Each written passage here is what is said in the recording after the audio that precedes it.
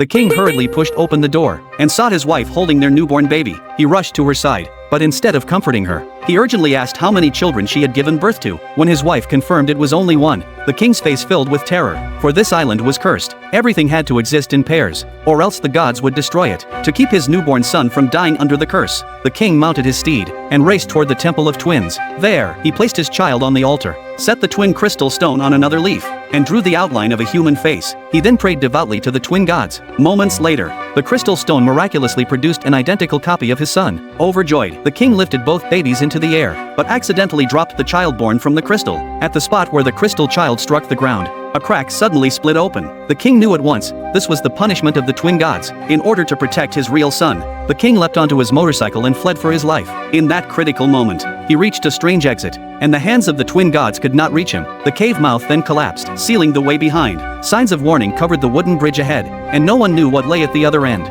salvation or doom. Yet for the sake of survival, the king chose to risk it all. He sped across the bridge on his motorcycle. Just then, a blinding light appeared at the other side. His bike overturned in the chaos. When the king regained consciousness, he grabbed his child in one arm and shone a flashlight around to survey the surroundings. To his shock, a man stood opposite him, a man who looked exactly the same as him, mirroring even his movements. When their palms touched, buried memories surged back like a tide. The two were in fact twin brothers. Long ago, the twin gods, fearing their combined strength, had separated them. Now reunited, the brothers swore to overthrow the gods' rule. They merged their pendants into one, and a surge of immense power burst forth. At that moment, the two islands fused into a single land. The twin gods were dragged out by an unknown force and swallowed into the sky. From then on, the island was freed from its curse.